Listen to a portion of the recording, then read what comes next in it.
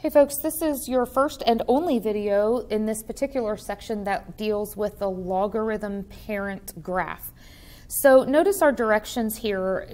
First thing it says is to sketch the inverse. And what you have on the screen right now is an exponential parent. So this is an exponential parent back from two sections previous. And we're being asked to graph the inverse. Now, a couple of things about inverses. Remember that in a previous section, we talked about the interesting facts of inverses. One of the interesting facts of inverses is that you can always trade your x's and y's to get the inverse. So that's what you're going to see first. I took the coordinate -1, 1/4, and I traded them and graphed 1/4, -1. I took the coordinate 0, 1, and I traded those two and graphed the coordinate 1, 0. And lastly, I took the coordinate 1, 4, and I graphed the coordinate 4, 1. So I've already mapped out what's on my graph. And so now all I'm going to do is just connect the dots with my curves.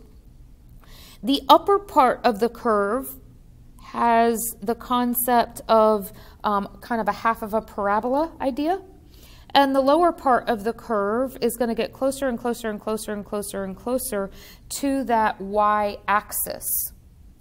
Now, remember that with the exponential, so this was the original graph I had here, with the exponential, it had a horizontal asymptote on the x-axis.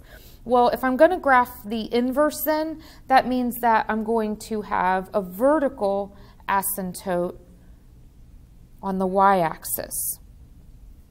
Okay? Now, the next thing that I'm told to do is to label the 3 points, and I've already done that. What you're going to do for your embedded question on this parent is I would like for you to state the domain and range of the new graph. Also, I'd like you to find the intervals of increasing, decreasing.